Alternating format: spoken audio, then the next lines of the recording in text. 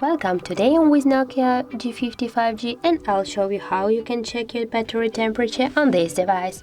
So first of all, just go to the Play Store and here in the search pool type the Ampere.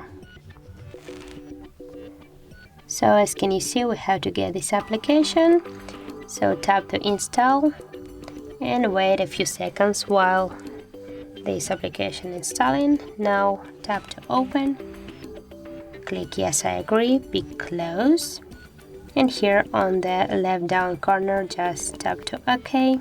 And now as can you see, you can see your battery temperature and the health of your battery, the model of your phone, the Android version, and more information. So that's it. If you like this video, leave like, comment and subscribe our channel.